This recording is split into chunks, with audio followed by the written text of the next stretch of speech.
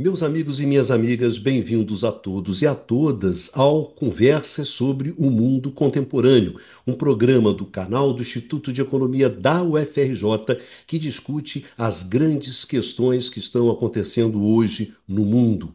Nessa nossa mesa redonda que reúne os professores do Instituto de Economia para debater, para discutir, para refletir sobre tudo aquilo que roda nesse mundão sem porteira, nesse mundo contemporâneo. Hoje nós atingimos o programa de número 100. Sim, senhores, ninguém acreditava, mas nós chegamos ao número 100, ao Conversas sobre o Mundo Contemporâneo 100. Nós tínhamos imaginado, nós tínhamos prometido a vocês que nós íamos fazer uma live, que nós íamos fazer um programa direto, nós já tínhamos combinado que nós íamos fazer um grande balanço sobre tudo aquilo que aconteceu, o que mudou no mundo nesses 6 anos, mas fomos mais uma vez atropelados pelaquela enorme mala sem alça, sem rodinha, que é o Trump, e somos obrigados a discutir mais uma engrossada, mais uma bicanca, mais um carrinho por trás, né, Baixa? Mais uma cotovelada desleal do valoroso presidente americano.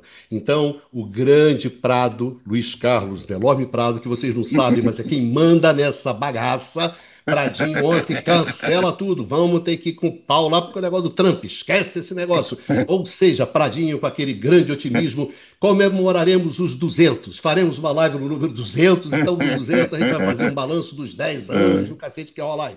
Enfim, o papo do Conversas de hoje, de número 100, vai ser sobre a trumpada, sobre a engrossada do Trump, sobre aquela.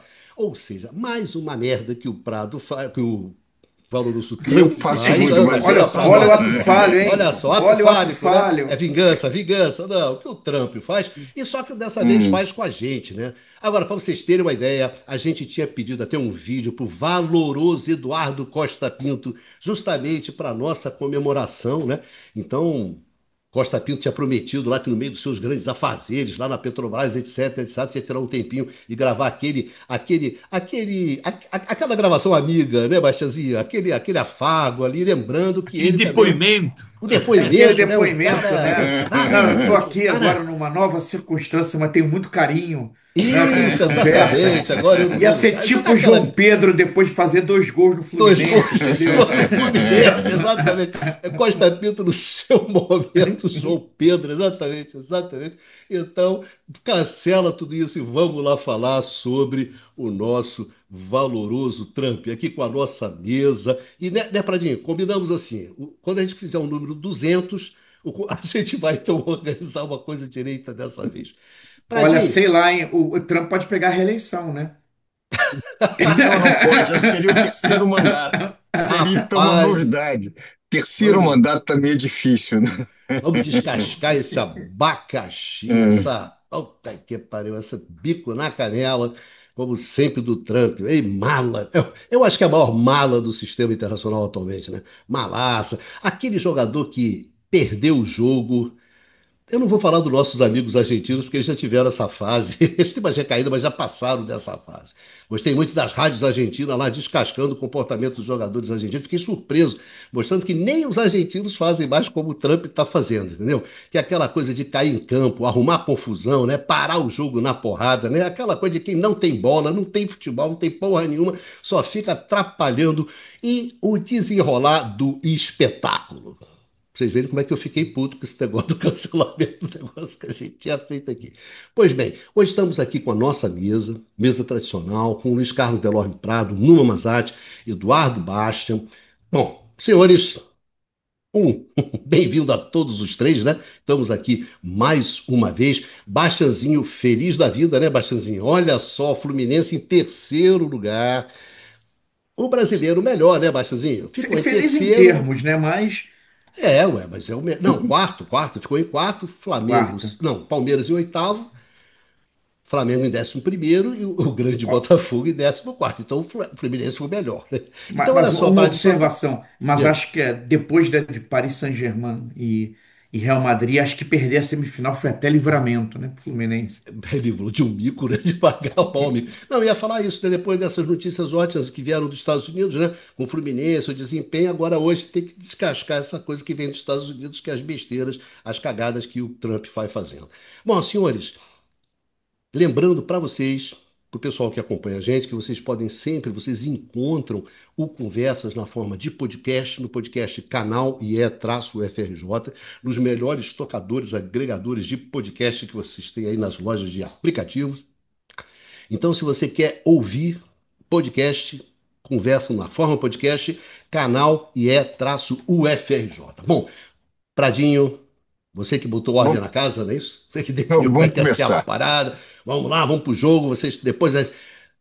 Ou seja, o É, não, Trump atrapalhou o nosso aniversário, né? A gente pensou que ia fazer aquele aniversário, que ia tomar aquela cerveja, aquele vinho, pegar aqueles canapés que estão aqui trabalhando no dia do aniversário, cara. Do aniversário 100, toma aqui trabalhando. É isso aí, Pradinho. Começa essa bagaça, pode botar o tema na roda. vamos começar pelo que estava acontecendo no Brasil nesse momento, né? Houve uma reunião dos BRICS que a própria a percepção, até a imprensa brasileira, não estava dando tanta importância assim. É, a, havia muita discussão sobre qual seria o impacto, e que, surpreendentemente, teve um impacto muito grande. Para mim não foi surpresa, porque houve um processo de construção de vários elementos que foram trazidos nessa a- nesse momento específico, momento em que o Brasil estava na presidência dos BRICS. O Brasil este ano está liderando uma série de eventos internacionais importantes, e nessa 17ª cúpula dos BRICS,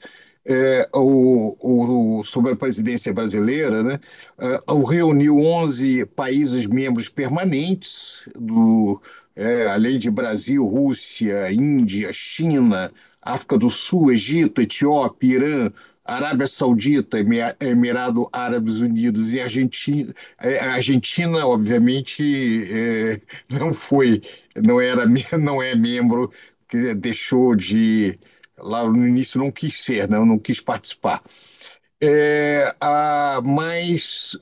E os países também que foram é, ah, que cooperam com o BRICS.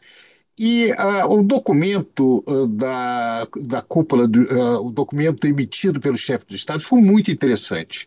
Eu li em detalhes, é um documento que não é tão pequeno, mas não é um documento exagerado em termos de tamanho e toca nos assuntos Desculpe, fundamentais. 31 páginas, eu acho, né, Luiz Carlos? Exato, é um documento com certa densidade, o que não é comum em declaração de líderes ao final de eventos, né? O que mostra o resultado de um processo de negociação não trivial. Teve as questões tradicionais, geopolíticas, né? Condenação do bombardeio do Irã, a questão da faixa de Gaza. É muito interessante que na questão da Ucrânia houve um apoio à mediação e outras propostas de resolução pacífica. Quer dizer, não houve, o BRICS não fez um apoio à Rússia. É importante notar esse detalhe, porque a preocupação do BRICS, da manifestação, com o direito internacional, né? Como no caso, a Rússia inicia a invasão de um outro país, isso não poderia, de maneira nenhuma, ser recebido ou apoiado num evento como este. Há alguns princípios reformados muito importantes com respeito à soberania nacional e à solução diplomática e política de conflitos. Eu queria chamar a atenção aqui o seguinte: nós estamos falando de um encontro que reúne um número representantes da população mundial dos países mais populosos do mundo, né? China, Índia e Indonésia. Nós não podemos esquecer da importância da Indonésia dentro desse processo. E uma representação em termos de PIB muito expressiva, embora, obviamente, disparado e ser enviesado pelo caso da China. Mas, levando em conta que a última reunião de países não alinhados não tinha nenhuma potência que, de alguma maneira, apoiasse o movimento, a posição da China é muito importante. O outro ponto da cooperação econômica e financeira do documento é o estímulo ao uso de moedas locais nas transações comerciais entre países do bloco. Veja, não se trata de criação de nova moeda, isso não faz o menor sentido, são países muito díspares, ninguém pretende criar uma nova moeda. Mas o que se fala é a criação de mecanismos para que o comércio bilateral contorne o mecanismo do SWIFT. Para quem não sabe o que é para o nosso público, o SWIFT é um mecanismo dos bancos centrais europeus mais Estados Unidos, onde ah, que organiza toda a transferência internacional de recursos, todos os bancos são ligados ao SWIFT, e a maneira de se transferir divisas é através do SWIFT. Como todas as operações do SWIFT passam pelo dólar. Então, se o Brasil vende alguma coisa ao Uruguai e vai receber em pesos uruguaios, na prática funciona da seguinte maneira: se é um pagamento do Brasil para o Uruguai, o real é transformado em dólar, que depois é transformado em peso e vice-versa. Então, a ideia é estimular ou desenvolver mecanismos que permitam a transação direta, sem passar necessariamente através do SWIFT. Isso não é uma novidade, né? No Mercosul você já tinha mecanismos de comércio recíproco, no passado, várias experiências. Normalmente, quando você tem crises internacionais, países mais próximos montam isso, mas o estabelecimento de uma política sistemática para ampliar o volume das transações direto é uma novidade. Há um grande fortalecimento do novo Banco de Desenvolvimento, né? O Banco do BRICS, que vai atuar muito vai aumentar muito a sua atuação em parcerias externas. Há também uma manifestação clara de transparência fiscal, combate à evasão e construção de sistemas tributários equitativos. Observe que a questão de combate à evasão de divisas, transparência fiscal também um outro ponto, a questões ligadas à governança global da inteligência artificial, a governança das big techs, a promoção da equidade em saúde, a cooperação Sul-Sul, tudo isso representa claramente uma tentativa de se criar uma ordem no momento em que o país que foi o responsável por criar a ordem pós-guerra, que é os Estados Unidos, se comporta como a expressão em inglês é rogue country, como um país que está desorganizando a ordem internacional. Quer dizer, as políticas americanas hoje são políticas de desorganização da ordem internacional. Isso é sem precedentes na história do pós-guerra. É uma situação de imensa preocupação da maneira que está colocada dentro desse cenário. Então, a meu juízo, a iniciativa do governo Trump, a iniciativa do Trump de mandar uma carta em plena reunião para o presidente Lula, usando sob desculpa questões de perseguição ao de que, de certa maneira, absorvendo a tese de que não houve um golpe ou tentativa de golpe de Estado no Brasil e que isso seria uma perseguição, que é claramente uma fake news. Primeiro, interferência sem precedentes na relação bilateral de 200 anos entre o Brasil e os Estados Unidos. É muito importante chamar a atenção que o Brasil tem uma relação com os Estados Unidos diplomática que remonta a 1825. Os Estados Unidos foi o primeiro país que reconheceu a independência do Brasil, e ao longo do século XIX, a relação do Brasil com os Estados Unidos foi uma relação muito produtiva e diferente dos países da América Central e do México, que houve muita invasão, as relações do Brasil com os Estados Unidos nunca foram conflituosas no século XIX. Ao contrário, se nós pegarmos o século XX, o Brasil sempre entrou como aliado dos Estados Unidos na Primeira Guerra Mundial, na Segunda Guerra Mundial, inclusive oferecendo uma base militar fundamental em Natal durante a Segunda Guerra Mundial. Em contrapartida, o Brasil tem uma tradição muito grande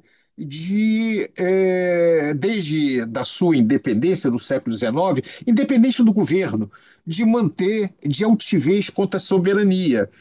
Só para levar um caso, em 1861, no apogeu do poder britânico, o navio britânico naufragou no Rio Grande do Sul e seus tripulantes foram acusados de roubar alguns pertences. E eles foram presos. Houve depois um conflito com isso da Inglaterra, que apreendeu navios brasileiros. O Brasil rompe relações com a Inglaterra até 1865, durante 2 anos, no apogeu do poder britânico. Ao longo do século XX, houve algumas tentativas e algumas intervenções americanas no Brasil, como em 64, quando o embaixador Lincoln Gordo e o adido militar Vernon Walters atuou diretamente em apoio ao golpe de Estado de 64. Mas nunca isto se colocou de maneira aberta, sempre de forma não transparente, sempre com apoio à democracia, às atividades econômicas, mas nunca numa demonstração aberta de hostilidade.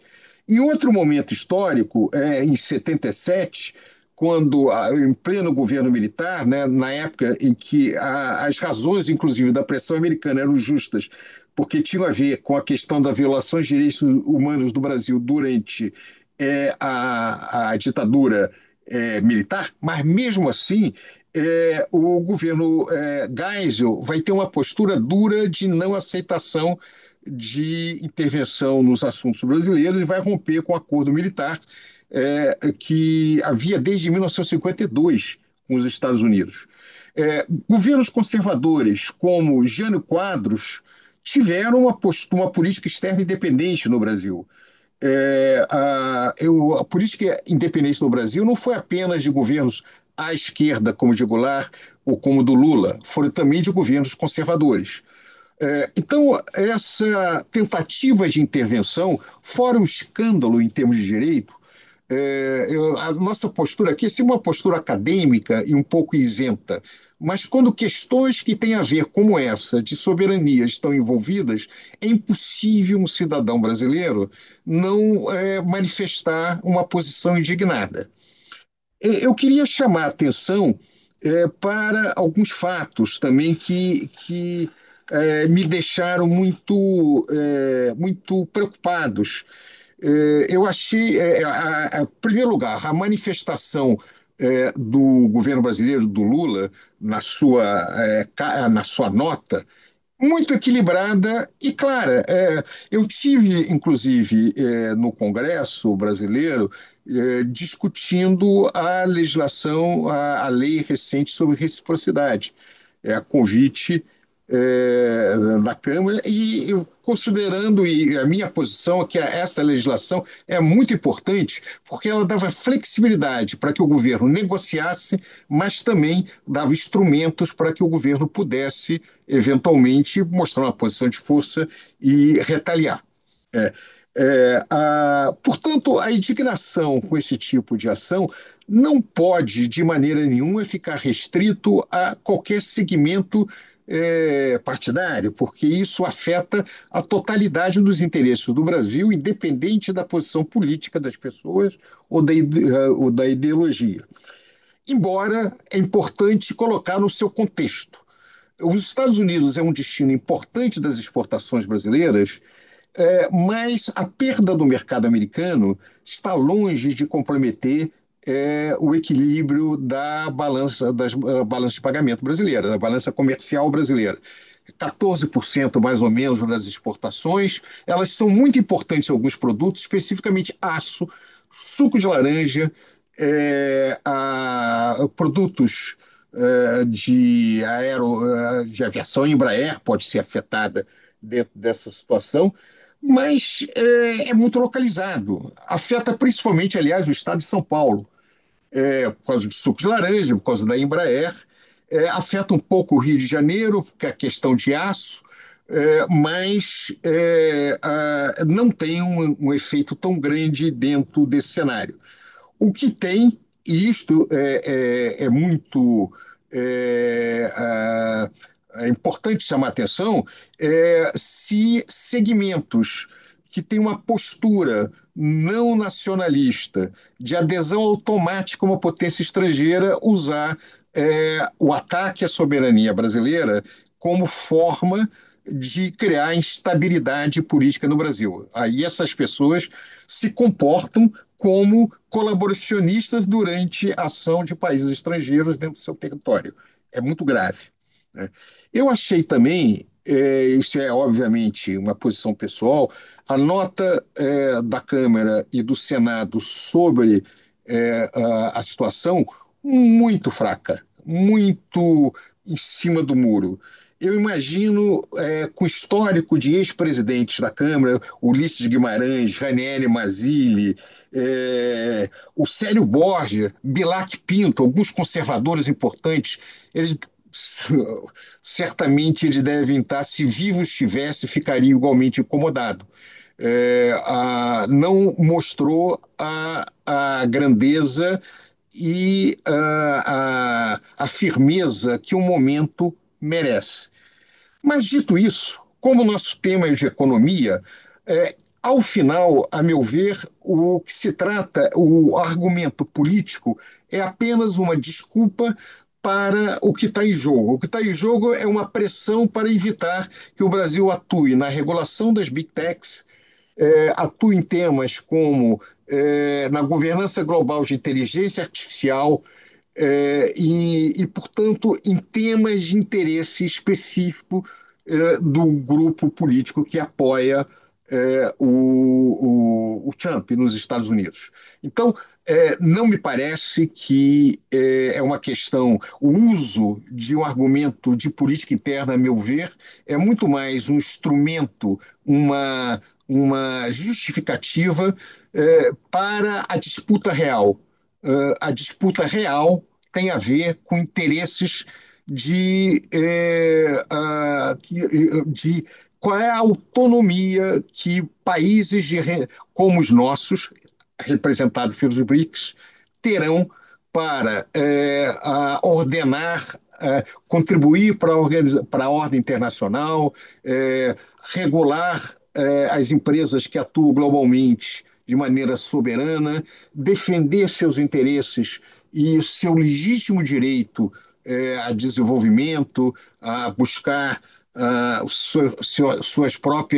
seus próprios objetivos, né, econômicos, políticos, sociais, sem uma postura de bullying, né, onde algum país se sinta como o valentão da rua, que ou atenda a minha demanda ou eu vou aí e te faço alguma coisa. Isso é inaceitável. O Brasil, um país com essa população que nós temos e com o histórico do Brasil, não pode aceitar de maneira nenhuma isso. Nesse sentido, eu termino dizendo de que eu fiquei também muito impressionado como vários colegas nossos economistas faziam uma interpretação um pouco simplória do problema, dizendo, não, talvez a gente não deva fazer nada, porque o nosso prejuízo pode ser maior. Não se trata de prejuízo maior ou menor, se trata de impor limites à pressão estrangeira sobre interesses domésticos. Nós já perdemos, do ponto de vista comercial.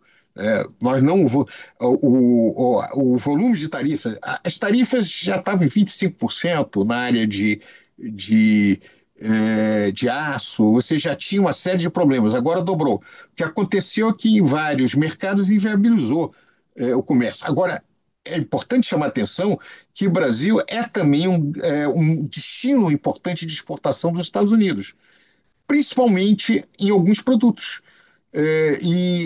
Nesse sentido, a nossa capacidade de retaliação certamente afetará alguns segmentos na economia americana. Além disso, nós não temos alternativa, porque o que se coloca a ser negociado é inegociável.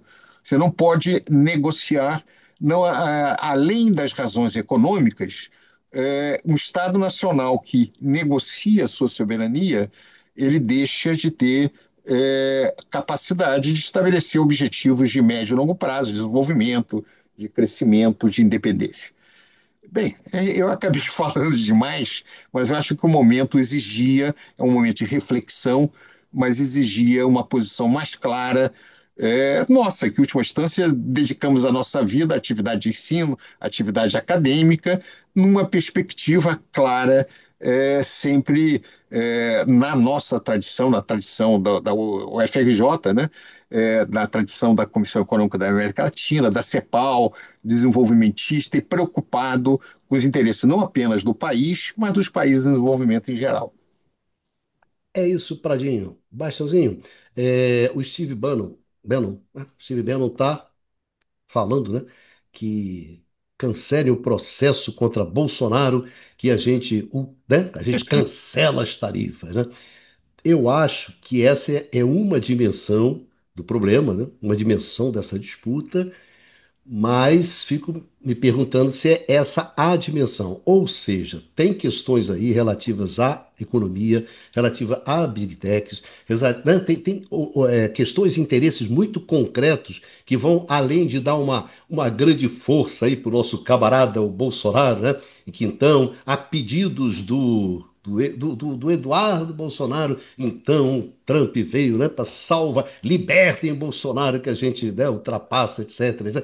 Isso aí, o Prado, eu não me lembro nem assim nas sanções contra a África do Sul, não é isso? Lembra? Não me lembro de Ok, isso nada. sem precedente. Sem Você não tem nenhuma precedente, uma base coisa, do direito cara, internacional, não se nunca vi usa uma, comércio para esse tipo de fim. isso, uma Isso é coisa inaceitável, patética. Então, patética. supomos, vamos tirar um pouco essa patetice, essa coisa escrota, essa coisa sem pé, sem cabeça, sem o caralho, mas tem interesses bastante objetivos econômicos, né, Baixãozinho? É.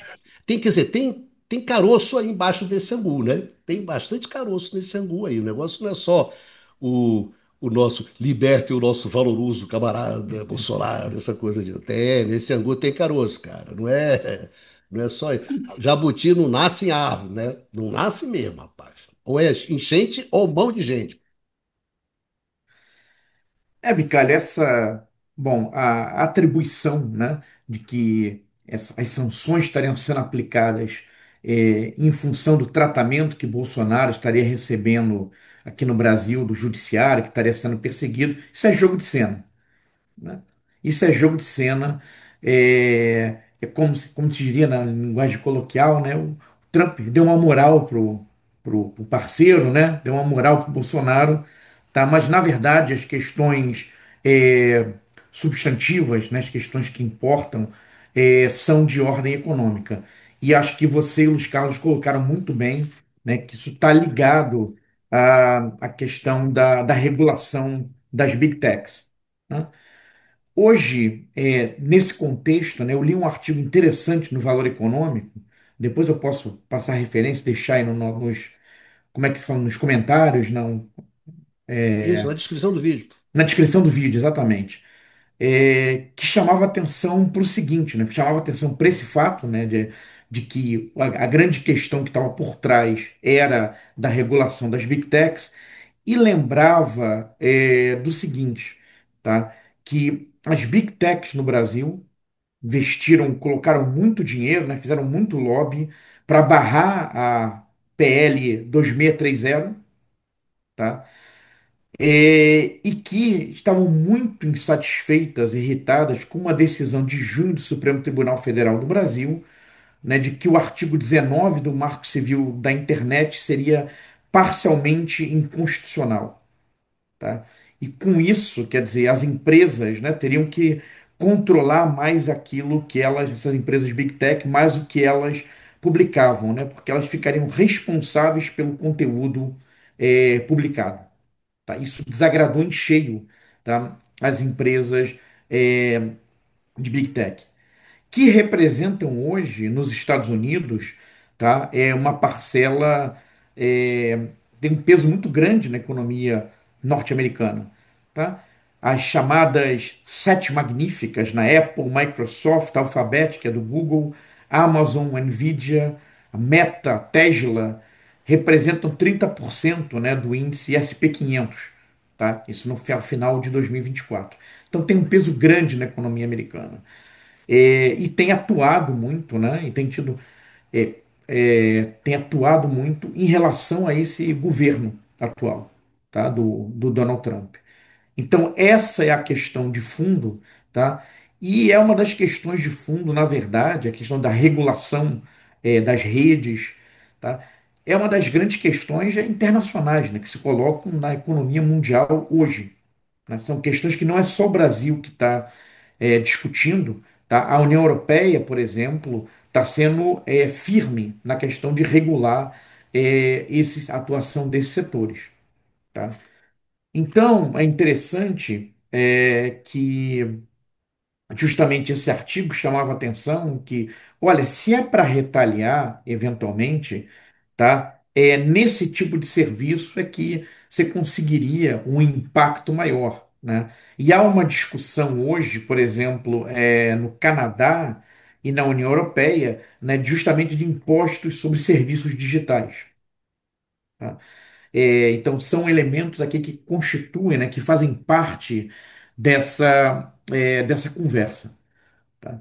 Agora, na verdade, quer dizer, pegando de um ponto de vista mais amplo, né, do que está colocado, do que está em jogo, né, dos grandes movimentos que estão acontecendo, tá, dos quais essa questão das Big Techs faz parte, né, é, que é justamente a corrosão, né, a decomposição da ordem internacional multilateral do pós-Segunda Guerra Mundial, construída pelos Estados Unidos e que vem sendo, né, implodida pelos próprios Estados Unidos. Né? E Trump acaba sendo uma grande expressão desse movimento.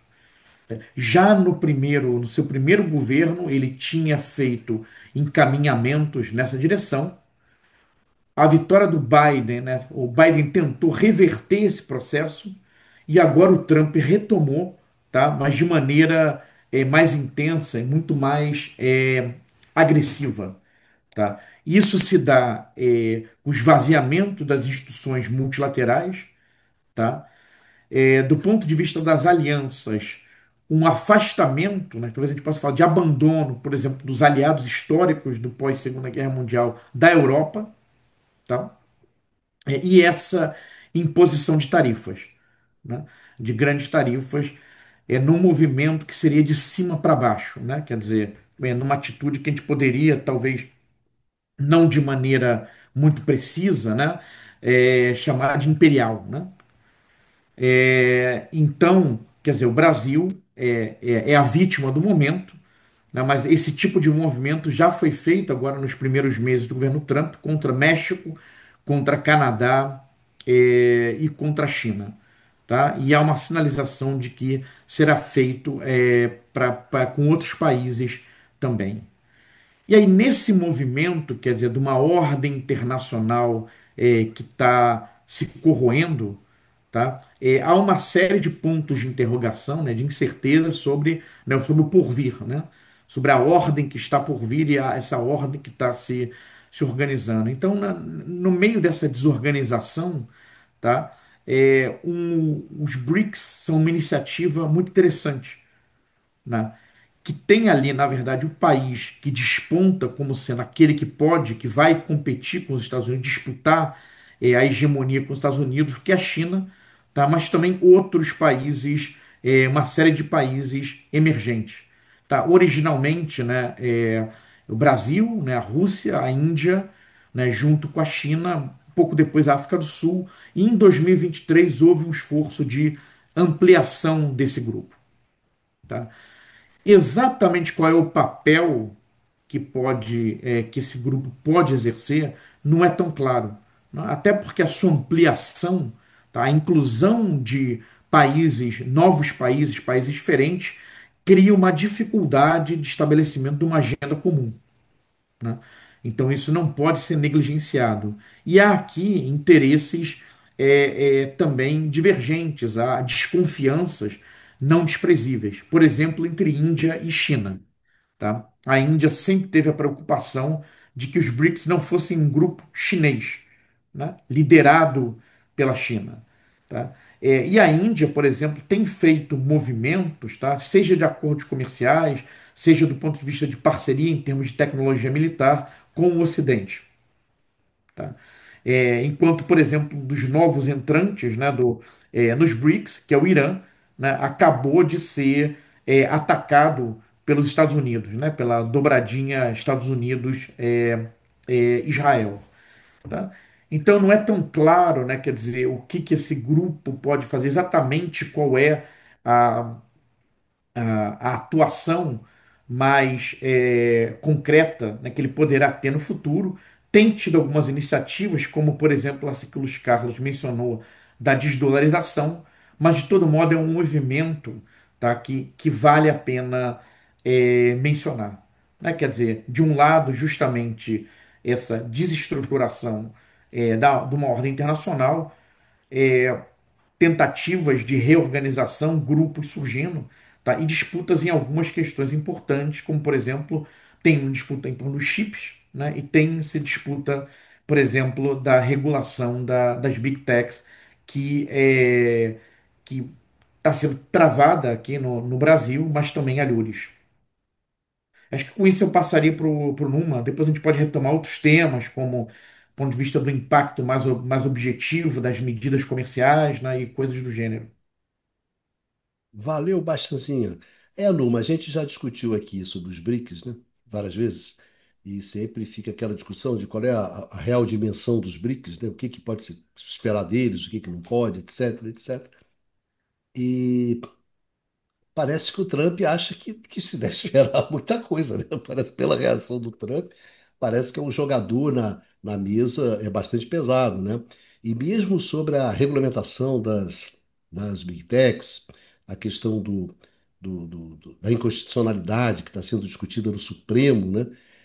Dentro do próprio Supremo você tem algumas gradações ali acerca das posições, né? Acerca da liberdade de expressão ou não, etc, etc. Ou seja, essa questão ela acaba, eu acho assim, muito mais aberta do que o Trump faz parecer, entende? Então me pareceu assim que o Trump foi pra porrada lá sabe aquele jogador que sai no pau lá na ponta esquerda, que não tem nada a ver no jogo, sabe? Que vai arrumar uma expulsão assim, que você não tem muito, eu não sei. Então, eu queria. É isso aí, Numa. Quer dizer, o Trump leva os BRICS mais a sério, o encara como uma ameaça maior do que na verdade é, efetivamente, etc, etc. Como é que você explica essa reação tão assoberbada, tão desproporcional, tão assim fora do jogo, etc, etc? Ou no fundo não é nada disso, é uma outra coisa completamente diferente, a gente é que não está sabendo ler esse troço. Enfim, existe método na loucura, digamos aquela frase clássica lá, shakespeariana, né? Será que o Trump é um shakespeariano, um personagem shakespeariano com método na sua loucura? Eu acho que o Costa Pinto, nosso velho amigo, diria que teria, né? Um certo método na loucura. Mas é isso aí, Numa. Eu colocando perguntas constrangedoras para você. Pô. Obrigado, Bicalho, né? Filho da puta, É que uma tarefa cretino. árdua. Um amigo desse, né? Quem precisa de inimigos, né? Aquela coisa Pois assim. é. Bom, é muito difícil de responder a essa pergunta sobre a racionalidade que teria o Trump nessas questões. Bom, eu só gostaria de fazer algumas observações, esperando que elas ajudem, né, a esclarecer um pouco, né?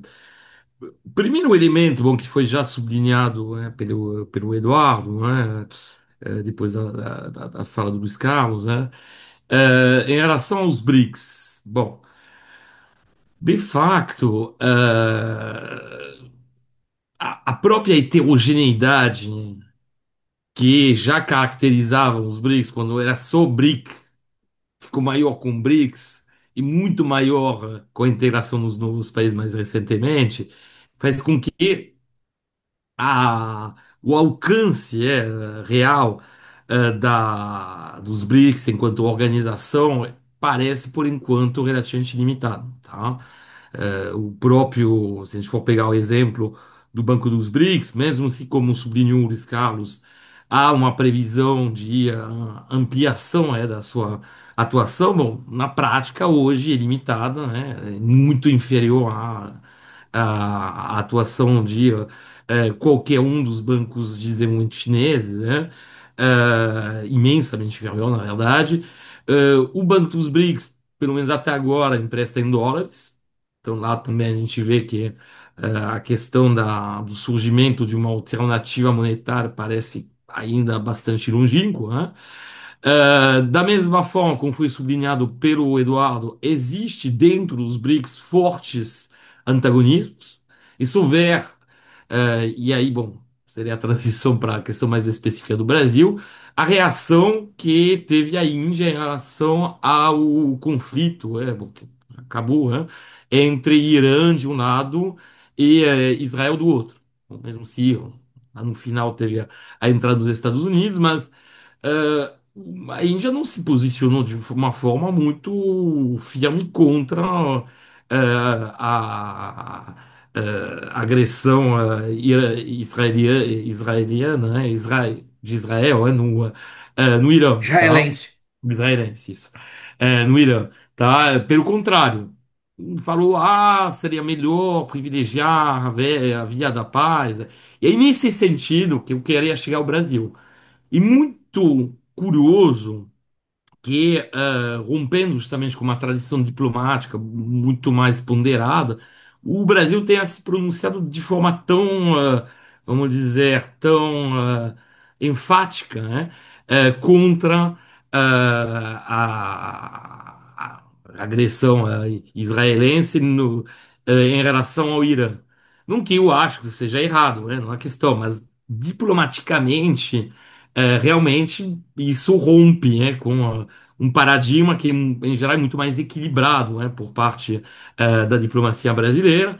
Isso vem depois de uma participação do Lula, né, na reunião enfim, na reunião, nas comemorações, né, para o aniversário da vitória, né, na Segunda Guerra Mundial lá na Rússia, né? Foi o único grande líder aí, né? Obviamente o Modi não foi, né? Então tende até por parte do Brasil nesse segundo mandato do Lula, nos períodos mais recentes, uma como poderia dizer uma postura que claramente muito mais voltada para associação, pelo menos para apoio a países que são abertamente hostis aos Estados Unidos. Então, isso eu acho que não dá para negar. E nesse sentido, a política mais equilibrada que tinha caracterizado os dois primeiros mandatos do Lula, né, parece agora ir muito mais de um lado de um certo antagonismo, tá? Então, de forma alguma, é uma justificativa pelo que fez, pelas medidas tomadas pelo Trump ontem, mas o próprio artigo que saiu no dia 29 de junho, no The Economist, sobre justamente a perda de influência e de popularidade em termos internacionais e em termos internos do Lula, é um reflexo justamente dessa postura diplomática que claramente não é muito bom, não é muito não alinhada. Por exemplo, a Índia tem uma posição bem mais não alinhada do que está tendo atualmente o Brasil. O que é curioso, sendo que, obviamente, a Índia tem uma capacidade de Inclusive, bom, tem uma importância geopolítica que não tem o Brasil. E, inclusive, tem uma capacidade de resistir a eventuais medidas tomadas pelos Estados Unidos que o Brasil teria mais dificuldade a assumir, né? Inclusive, os próprios Estados Unidos não fazem muita coisa contra a Índia, bom, né, por razões meio óbvias, já exploradas em programas passados. Então, bom, e uma escolha, né, que está sendo realizada pelo Brasil, mas uma escolha que, a um determinado momento, tem consequências. E o que me tocou na intervenção do Lula hoje no Jornal Nacional, né, foi que ele enfatizou muito a questão comercial. E, de fato, concordo, né, já foi colocado pelos camaradas, que mesmo se haverá consequências que vão atingir determinados setores, de forma geral, essas consequências comerciais imediatas também não são assim desmedidas em termos de peso. O Brasil, como bem colocou Luiz Carlos, defendendo sua soberania, pode até assumir esse risco. O problema maior, na verdade, para mim, não é tanto a questão comercial, é a integração financeira do Brasil com os Estados Unidos. Isso é uma dimensão que pouca gente tem tocado, mas que é uma realidade. O Brasil é muitíssimo integrado com os Estados Unidos, tá? E, mais do que com os Estados Unidos, com os parceiros dos Estados Unidos. Se a gente olha o estoque, por exemplo, de investimento direto estrangeiro, e quase 90% atualmente é na mão dos Estados Unidos, e de países da América do Norte e de países europeus, que, lembramos, são totalmente alinhados com os Estados Unidos em muitos aspectos. Só os Estados Unidos, por exemplo, são donos de quase 21%, né, do estoque de investimento direto estrangeiro no Brasil. Fora o fato que tem uma integração que foi crescendo, obviamente, depois das reformas neoliberais, entre o sistema financeiro brasileiro e o sistema financeiro americano. Tá? Então, assim, dizer, eu acho que tem que tomar um certo cuidado quando a gente fala vamos entrar numa cruzada contra os Estados Unidos, porque vai perder do lado comercial, mas perderia muito mais ainda do lado financeiro, em termos de criação de estabilidade nessa área, dado essa integração financeira. Então, eu acho que assim, essa situação ela reflete, por parte do Brasil, escolhas estratégicas que, como eu falei, rompem com uma tradição mais equilibrada, tá? Elas se dão num contexto onde, de fato, você tem um líder nos Estados Unidos que tem demonstrado sua extrema instabilidade, sua obsessão com determinados temas, né? Aí, de fato, a gente tem, pelo menos quando a gente lê documentos ou artigos, né, sobre as motivações, né, que teriam levado, né, o Trump à tomada dessa decisão, a gente encontra, obviamente, a questão supostamente do apoio ao Bolsonaro, mas desse ponto de vista é curioso que começa a carta, seria a carta mesmo, que foi endereçada ao Lula, começa a falar do Bolsonaro, mas no final fala, não, se houver remoção parcial total de barreiras tarifárias e não tarifários, vamos achar um acordo. Ou seja, lá no final da carta o Bolsonaro desapareceu do cenário. Então não sei, eu acho que o Bolsonaro é mais, sei lá, um verniz, não é exatamente, obviamente, a motivação profunda para isso. Uma alegoria.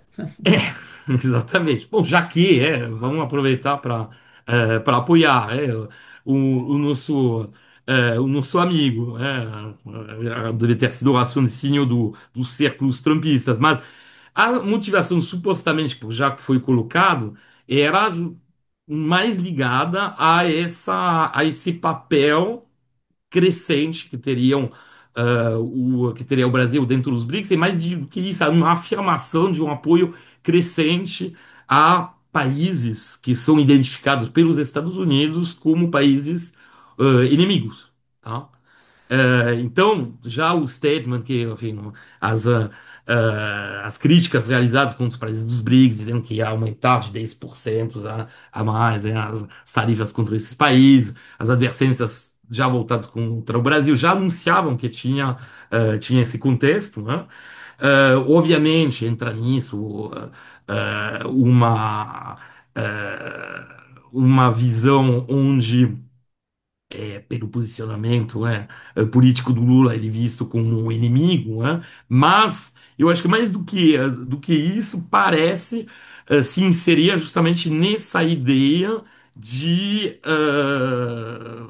impor uma disciplina a países que, usando, né, as tarifas, né, a países que tomariam assim atitudes crescentemente não hostis, mas pelo menos antagônicas, com os Estados Unidos, tá?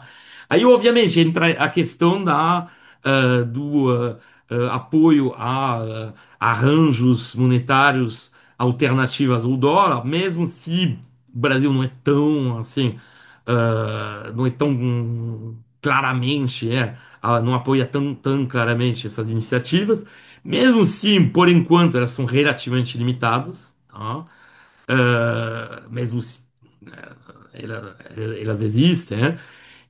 Muito puxadas, na verdade, por países que são parceiras, muito mais puxadas por países parceiros da China do que pela própria China, tá? Mesmo se, obviamente, a China, em algum momento, né, vendo essa evolução da atitude americana e do uso de medidas de exclusão, como colocou o Luiz Carlos, sistema de pagamento, medidas de sequestro de ativos, nos países ocidentais, como foi o caso depois das sanções contra a Rússia depois de 22, tinha sido já o caso contra o Irã em 2018. Então, dentro desse contexto, é óbvio que deve ter, de alguma forma, a partir da China, talvez a ideia, de abrir canais potenciais alternativos, mas como a própria China tem enormes estoques de dólares, na forma de reservas, e também tem usado sistematicamente o dólar quando, obviamente, tem relações comerciais financeiras com os países ocidentais e mesmo até com parte da periferia. Não acho que a gente esteja tão avançado nesse processo, tá?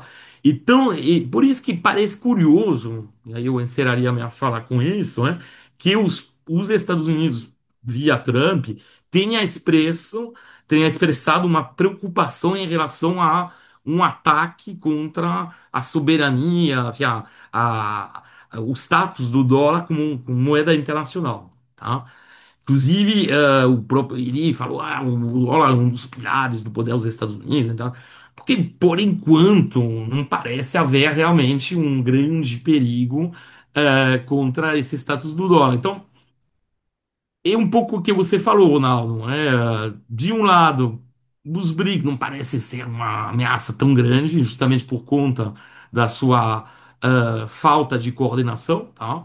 Bom, o fato também que você tenha, na verdade, dentro dos BRICS, um país que tem um domínio econômico, produtivo, tecnológico imensamente superior aos outros, que é a China. Ou seja, os BRICS poderiam existir, mas só com a China, só através da China. A pouca atenção que dedicou recursos a China ao próprio Banco dos BRICS mostra que, comparado com a operação dos bancos de desenvolvimento chineses, que tem, sei lá, desembolsos que são, sei lá, o terceiro maior banco de desenvolvimento chinês, acho que teve desembolso ano retrasado que foram, sei lá, 250 vezes maior do que dos bancos dos BRICS, enfim, ou seja, tem uma assimetria muito grande entre a operação, né? Então, a China claramente não está querendo entregar seu destino geopolítico, econômico na mão de parceiros como o Irã, como a Rússia, a África do Sul, o Brasil, né? E se houver, inclusive, e aí, última observação, que, voltando à questão do Brasil, que provavelmente enfim, bom, provavelmente a situação geopolítica mudou, né, em relação à década de 2000. O Brasil certamente não tem mais a mesma capacidade de intervir, né, no espaço geopolítico. E se houver a tentativa, justamente, quando o Lula participou, né, daquela reunião, enfim, daquela comemoração, né, do fim da Segunda Guerra Mundial, a tentativa de propor como intermediário numa possibilidade de negociação num conflito entre Rússia e Ucrânia nem foi considerado, nem teve nenhuma declaração nem de assim reconhecimento, dessa boa vontade brasileira por parte da Rússia. Ou seja, eu acho que esse posicionamento geopolítico do Brasil, ele talvez aí, sem chegar aos exageros, do artigo do The Economist, acho que talvez ele não corresponda à real capacidade, de imposição, a capacidade de negociação do Brasil no âmbito geopolítico. É. Posso comentar, Bicalho? Pode sim, pode. É só um pequeno É, comentário antes que você faça, mas hum, talvez, Numa, esse esvaziamento do Brasil também se deve ao brutal esvaziamento que você teve de qualquer processo de concertação ou de negociação ou de qualquer coisa, né?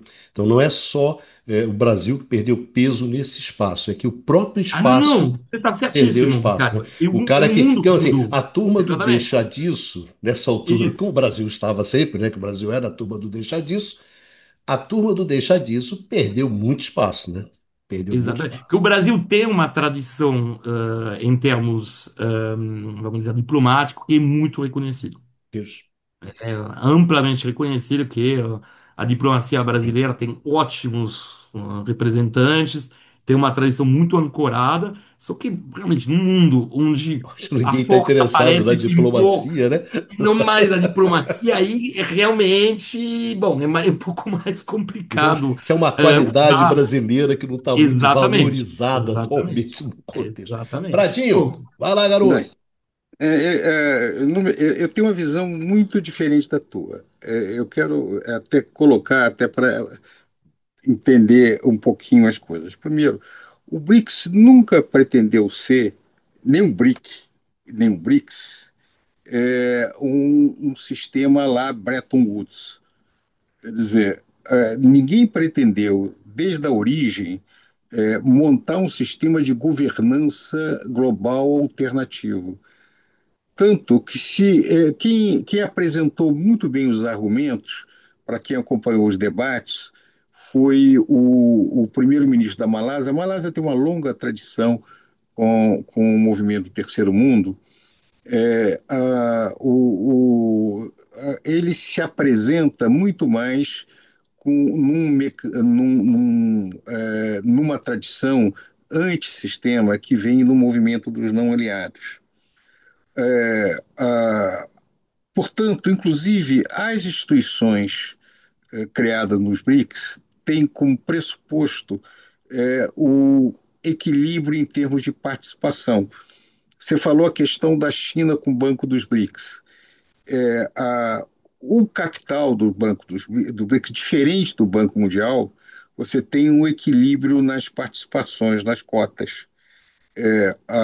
Portanto, a capacidade do Banco do BRICS de operar depende da sua capitalização, que a maneira em que ele está organizado não é uma maneira lá, Banco Mundial, que tem um país e um grupo de países que tem uma participação muito maior e poder de veto. Então, esta é a maneira que está organizada. Brasil, Índia, Indonésia, é, a- agora entrando mais Malásia, tem uma tradição. O pessoal está usando um pouco essa expressão de swing countries, de países que, desde o início, o Brasil sempre teve uma postura muito grande, desde o início, de não ser hum, de não adesão a bloco específico. A ideia do BRIC nunca foi o Brasil aderir à Rússia ou aderir à posição chinesa vis-à-vis os Estados Unidos. Isso é um equívoco profundo. O que se tem é um espaço de tentativa de fazer um contraponto a uma ordem internacional onde as principais lideranças do Ocidente têm um desempenho horroroso, né? A postura europeia, inclusive dos partidos de esquerda europeia, no mundo atual, é pavorosa. A insensibilidade europeia com referência ao que está acontecendo em Gaza, que é um genocídio televisionado, é muito assustador. Então, o que se tem é uma virada, é uma retomada de uma postura onde o que se auto-intitula Ocidente se coloca no direito de impor ou se pretende impor suas regras fora das suas áreas, como já o fez na velha tradição imperialista, mas num momento em que essas coisas são muito mais complicadas. Eu nunca. Veja, o Brasil, do governo militar, fornecia armas para o Iraque. Quando começou a guerra, ele deixa, aí já era fora do período, já não tinha mais isso. O Brasil sempre teve uma postura independente. O Brasil, com Geisel, reconhece o MPLA, que era o regime pró-marxista em Angola. Quer dizer, teve uma certa tradição disso. Agora, o Brasil nunca se distanciou comercialmente nem politicamente dos Estados Unidos. A participação do Brasil, do governo brasileiro, num evento pela comemoração o Dia da Vitória, o que para mim é assustador é quando os países europeus ignoram a importância que foi a participação soviética na vitória contra o nazifascismo, por uma razão de curto prazo de tentativa de problemas no momento na questão europeia. Outra coisa, a Índia e a China, como você mesmo colocou, tem uma relação difícil. E tem vários outros países no interior desse bloco que tem uma relação difícil. A Arábia Saudita com o Irã.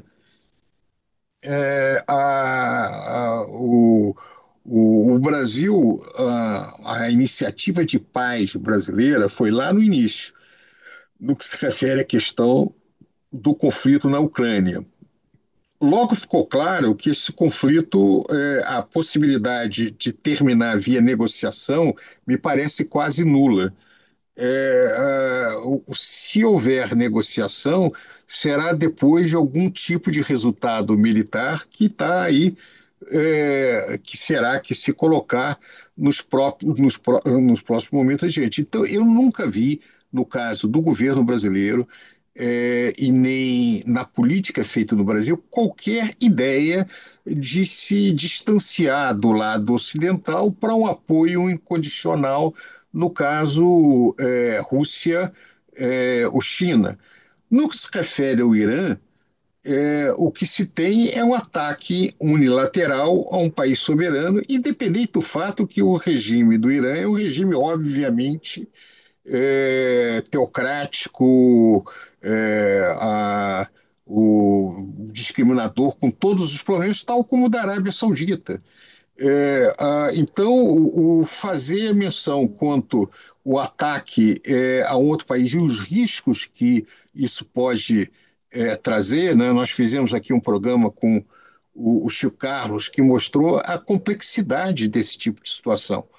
Então, em contrapartida, The Economist, para mim, não é uma revista que pertence, como muitos grandes meios de imprensa, a um grupo milionário que tem uma agenda política muito clara e que a sua posição ou favorável ao Brasil ou contrária no Brasil reflete uma posição de um grupo muito particular, não a efetiva capacidade de atuação do Brasil. É claro que, num momento de confronto mais duro, o espaço do Brasil se reduz, porque a tradição do Brasil, como você mesmo colocou, é com diplomacia. Não é uma tradição de reforçar enfrentamentos militares ou enfrentamentos geopolíticos.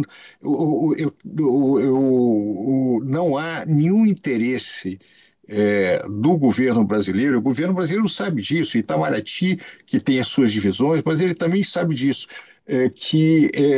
Nós estamos dentro e nós já discutimos várias vezes, no eixo aqui hemisférico, né, do chamado hemisfério ocidental, onde a influência americana, independente se os Estados Unidos permanecerá ou não como a maior potência econômica e militar do mundo, mas será presente pelo futuro previsível.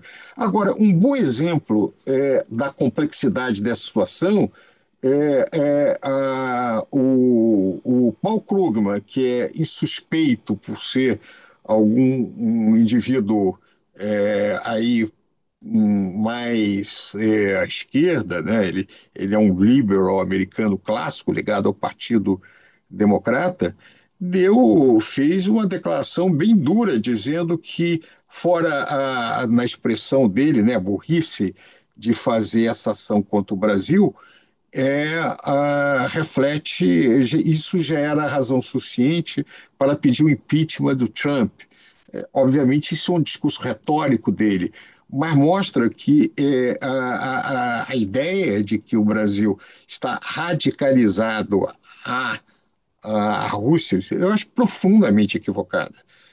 O que se tem é uma situação onde quem não se alia de maneira quase acrítica a um cenário geopolítico e um tipo de estratégia muito agressiva, muito unilateral e muito desequilibrada, é automaticamente jogado a uma posição muito à esquerda.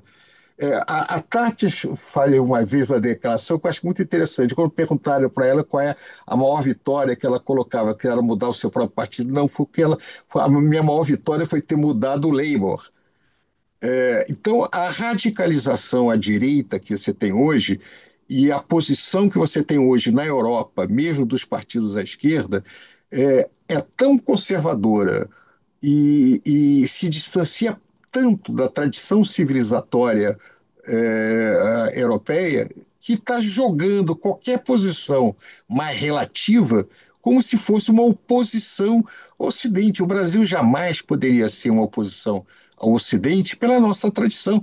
Nós somos, aliás, extremo Ocidente, nada mais ocidental do que o Brasil, na cultura, nas suas relações e na sua integração. Além disso, um outro ponto, e você tem inteira razão quanto ao volume de investimento. O Brasil é um dos maiores destinos de investimento estrangeiro, americano, alemão, holandês.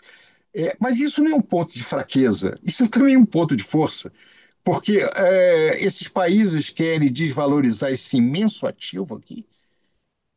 O que acontece? Qual é o sentido de desvalorizar esse imenso ativo altamente lucrativo, que não há nenhuma ameaça, não há nenhum movimento do Brasil para restringir a remessa de lucros, não há nenhum movimento para criar dificuldade para investimento internacional. Isso não faz o menor sentido.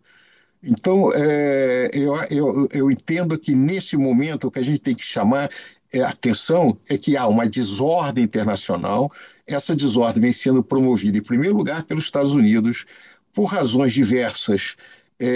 Os países da Europa vêm apoiando, embora de maneira mais defensiva, um comportamento que não contribui para aumentar a estabilidade internacional, e nós vivemos num cenário muito perigoso, perigoso politicamente, perigoso do ponto de vista geopolítico e perigoso do ponto de vista econômico, né?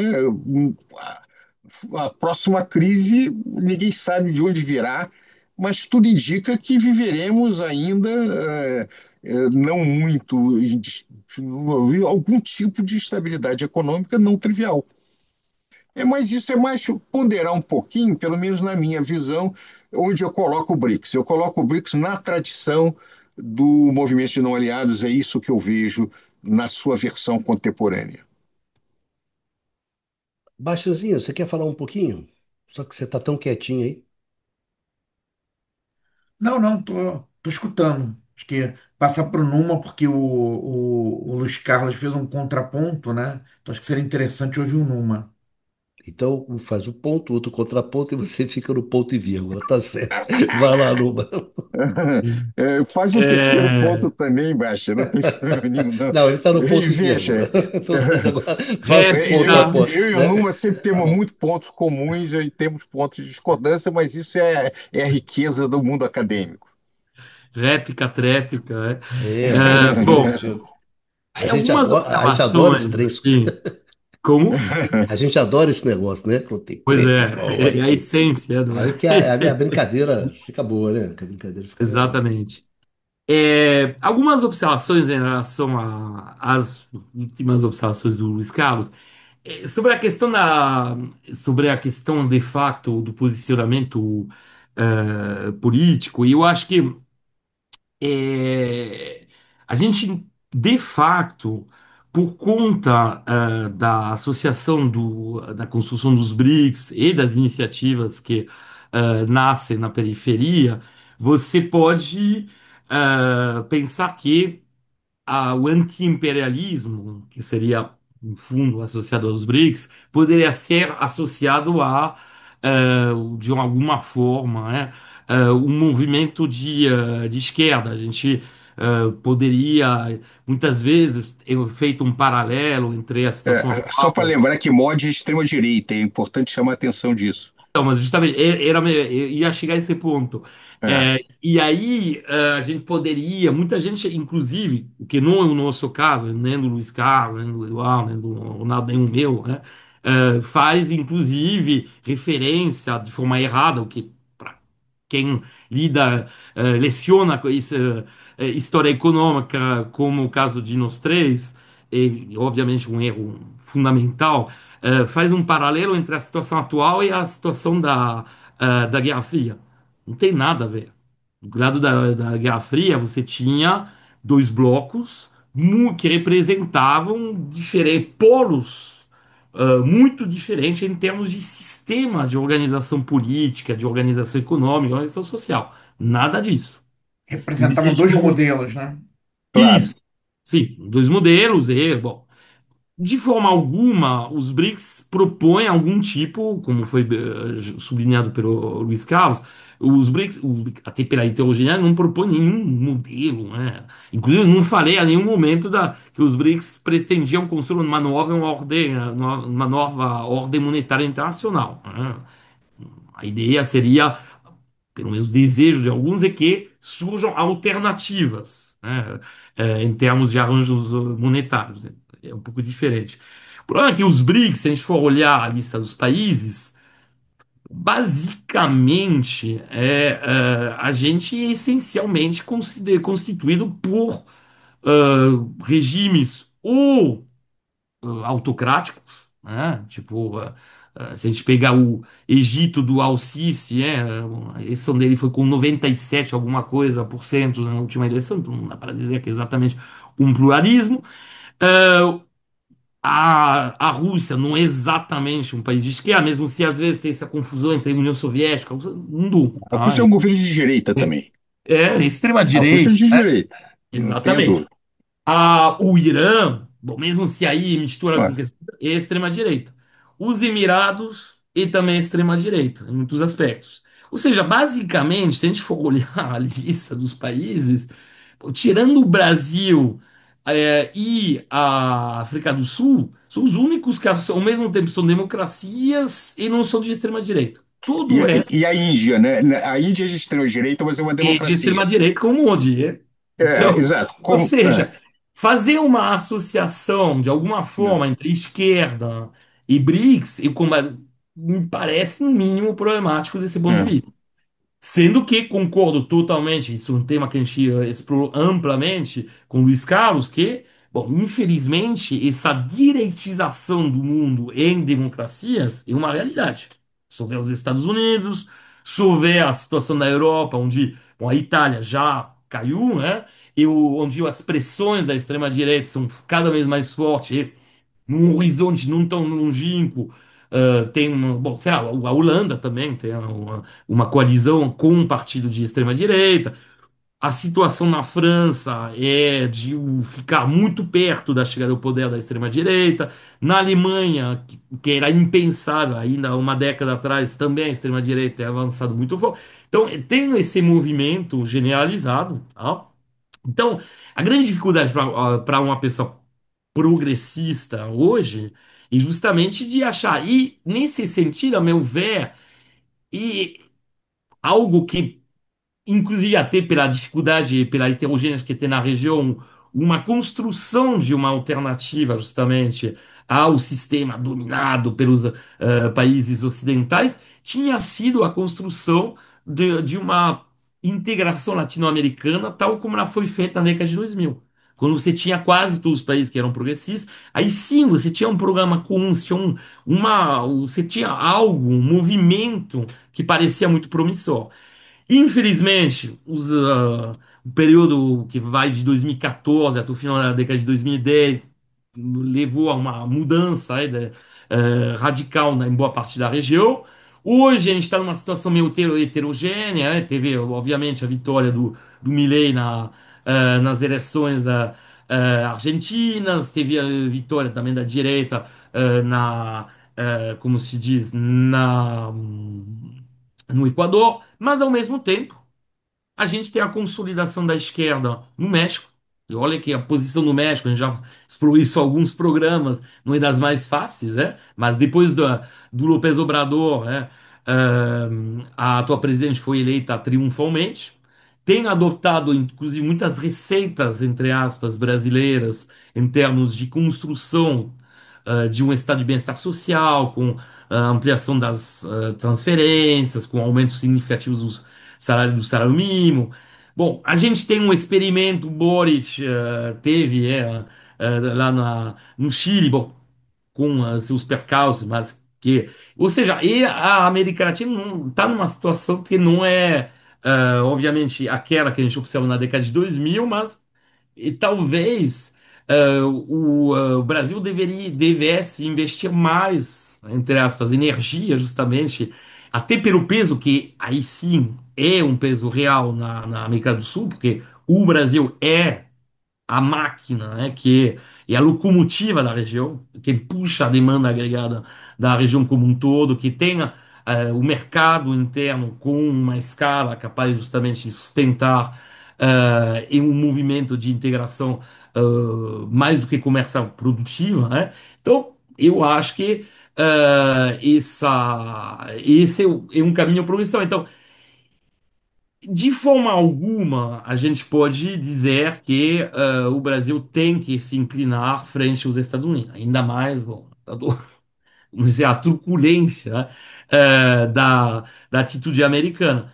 Porém, eu acho que uma certa radicalização, mesmo relativa, né, tomada pelo Brasil nos últimos tempos, que pode se explicar muito bem por realmente pela dificuldade de conseguir manter uma relação normal com os Estados Unidos, visto como eles tratam os próprios aliados mais próximos, né? Bom, hoje o Trump acabou de anunciar que de novo vai botar uma sobretaxa que vai chegar a 35% sobre as exportações em proveniência do Canadá, então realmente isso não facilita, né, o diálogo, mas eu acho que manter algum tipo, manter assim, um canal de diálogo e mais do que uma opção, é meio que uma necessidade no caso do Brasil, tá? Porque eu tenho muito a ganhar em escalar assim,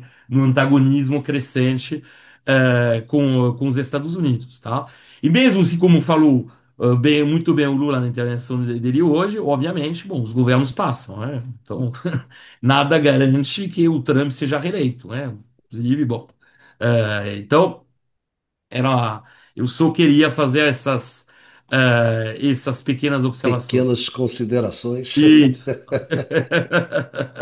Pradinho, na réplica, na Não, Na não, não tem tréplica. réplica, tem réplica nem tréplica. Eu acho que é questão de grau. Veja, que a gente tem que ter canal de negociação, eu não tenho a menor dúvida. Como o Brasil sempre teve, né? É, a relação com os Estados Unidos sempre foi muito próxima, em vários setores. Desde a nossa vida universitária, né? Quantos de nós fomos para lá e retornando a nossa proximidade com a academia americana? Então, ao fazer isso, eu acho importante chamar atenção para que uma coisa, um bom ditado, uma coisa é uma coisa, outra coisa é outra coisa, né? O que se trata é um bloco de interesses do qual hoje a posição do Trump, junto com uma série de outras empresas, está na linha de frente. Então, é necessário se manter essa situação. Agora, alianças, a meu juízo, a gente faz com quem dá, quer dizer, no mundo atual, a busca do Brasil, de certa maneira, como maior destino das exportações brasileiras é a Ásia, não há possibilidade de você repensar a ordem internacional sem a participação da Ásia, é simples quanto isso. Nesse sentido, existe uma Ásia democrática, toda a região da ASEA, a Malásia está nessa situação, a Índia, que agora está com um governo de extrema-direita, como o Brasil já teve no passado recente, a Indonésia, que são muito importantes para estabelecer espaços alternativos de reflexão. Porque o que nós estamos falando não é só economia, né? Eu há muito tempo troco experiências, pego o caso da tradição da Malásia, e só para explicar um pouquinho, quando eu falo que os BRICS estão numa linha que vem do movimento de não alinhados, que era um movimento na Guerra Fria, é claro que nenhum de nós defende a ideia que a situação atual está dentro, se aproxima da Guerra Fria. Mas, na verdade, o que você tinha era um grupo de países que tentavam sair de uma armadilha de estarem, de alguma maneira, prisioneiros a sistemas em que dava pouca capacidade de manobra deles. Atualmente, o que você tem muitos países, e entre esses que você colocou, que estão buscando espaços num mundo muito complicado. E aí voltamos para o básico. O tratado que criou as Nações Unidas tinha como pressuposto a ideia de não intervenção nas questões nacionais, a ideia de que os países vão buscar os seus potenciais, o seu desenvolvimento, e que, de certa maneira, nós temos que aceitar diferenças entre Estados nacionais. Agora, como vocês sabem, eu defendo valores universais. Nesse sentido, eu defendo o famoso imperativo categórico kantiano, né? Isso já coisas até que nossos espaços acadêmicos nós debatemos. Isso significa que eu acho que tem alguns valores que se deve defender, sim, e que alguns desses países que nós estamos colocando não os respeitam. Mas isso é um espaço de disputas culturais e disputas, por isso não pode ser transformado de argumento para ataques militares, para a exclusão econômica, e que, em última instância, o objetivo não é essa mudança. Né? Porque quando alguns desses países se aliam de maneira crítica aos países industriais avançados, as razões de direitos humanos não são levantadas. Essas questões são muito usadas para interesses de curto prazo. É justamente a necessidade de ter um mundo um pouco mais ordenado. O meu receio, então, já na minha idade provecta, olhando para trás, Nós estávamos entrando num cenário de um potencial de conflitos muito grande. E voltando à questão da América hispânica, né, América Ibérica, por que o Brasil não aumentou esse processo de integração? Porque, na verdade, os problemas da América do Sul também passam pela sua instabilidade política, pela dificuldade de ter continuidade nessas políticas. Né? Ora o Brasil muda, né, com o Bolsonaro, ora a Argentina muda. Ora o Chile vem uma produção mais progressista, ora ele se afasta. Né? A Colômbia também. Então, os nossos países, isso inclui o Brasil, não consegue estabelecer políticas de médio e longo prazo razoavelmente seguras. E nós, sozinhos, não damos conta. Quer dizer, nós podemos melhorar muito sozinhos, mas nós não damos conta. Então, eu acho que uma coisa não exclui a outra. Eu acho que o Brasil, eu acho que, na verdade, tanto Itamaraty quanto o governo tem clareza de que o nosso destino é a América do Sul. Eu sempre brinco um pouquinho que as pessoas têm algumas figuras que têm fantasias que nós deveríamos ter próximo da Suécia, alguma coisa do gênero, mas a nossa maior fronteira é com a Bolívia. Então, geografia é destino também. Então, a nossa relação preferencial tem que ser com o Uruguai, com a Argentina, com a Bolívia, com a Colômbia, né, com a Venezuela, né, com o Peru, com os países que são fronteiriços. O Brasil é inevitável, porque isso é geografia. Agora, o nosso grande mercado consumidor hoje, que nós somos um exportador de commodities, é a China. Agora, eu, pelo menos, espero que a gente possa recuperar nosso potencial industrial e aumentar a complexidade das nossas exportações. E, para isso, nós precisamos da região, e esse conflito com os Estados Unidos é muito ruim. Eu volto a repetir: o Brasil tem uma relação com os Estados Unidos de 200 anos que eu fiz os 200 anos, que 1925 vai formar justamente vai marcar o momento dessa longa história da relação bilateral entre o Brasil e os Estados Unidos, que diferente do México, que teve a maior parte do seu território tomado pelos Estados Unidos da América Central, não foi conflituosa na maior parte do tempo, embora as diferenças, embora algumas intervenções na Guerra Fria. Né? Então, essa postura do Trump, ela rompe com uma tradição de boa convivência de muito tempo. Isso é muito grave. Meus amigos, minhas amigas, senhores, 1 hora e meia de programa, do programa 200, né? Você vê, né, Prata? A gente chegou aqui, que a gente queria fazer um monte de coisa, né? Não fizemos, então vai ficar pro episódio 200, né? Quando a gente for fazer. E aí, cara, bom, meu amigo, minha amiga, nos ajude, né, mas assim, a chegar no número Isso, 200. Façam o seguinte, isso. vocês A gente não precisa chegar até 200 para isso. Um pouco adiante a gente vamos inventa alguma comemorar o coisa. Né? 110, não é isso? 107. Por que Minha mãe não, né? falava, né? Com 90 eu não posso ficar esperando 100 para comemorar, né? Tem que comemorar o 91, 93, até que o Claro. 94 ela não comemorou, ficou no 93, enfim. Mas, então, pessoal, olha só, vamos lá. Em primeiro lugar, dê o like, né, nesse programa para dizer para o YouTube que esse é um programa legal que vale a pena ser visto, tá certo? Assinem lá o canal do Instituto de Economia, vão no canal. O canal tem vários programas que são interessantes, vocês podem acompanhar, inclusive o Curto Circuito, fazendo o meu jabá agora, está fazendo uma série especial sobre os grandes impasses do setor elétrico brasileiro, os grandes problemas atuais do setor. É uma série especial com 6, 7 programas onde tenta colocar justamente o que está pegando para valer dentro do setor, enfim. Vão lá no canal e nos ajude a chegar, tá bem, Prado, no 110, no 200. A gente promete que no 110 a gente vai fazer tudo aquilo que a gente ia fazer no 100, não é isso que a gente tinha, inclusive Se com um o Trump videozinho do deixar. Dudu, né, videozinho de apoio moral, né, de suporte, de Isso. terapia de casal, né, dando suporte ali, aquela coisa desse tipo, não pode dar coisa. Como disse o Baixa, se o Trump deixar, né? Se o Se o Trump não Trump for essa É, coisa deixar. se não deixar, horrorosa. né, senão só fica, pô, mas Ah, só falando você desse vive, negócio. cara, desde o início do ano a gente não consegue falar em outra coisa, parece que nos persegue. É, toda vez, né, cara? O programa da Índia, cara. O tal do programa da Índia, que eu tô esperando há um tempo pra gente. Um programa, vamos fazer o programa da Índia. Aí sempre acontece negócio que não sai a ponto do programa da Índia. É isso aí. Muito obrigado a vocês três pela participação aqui no nosso Conversa.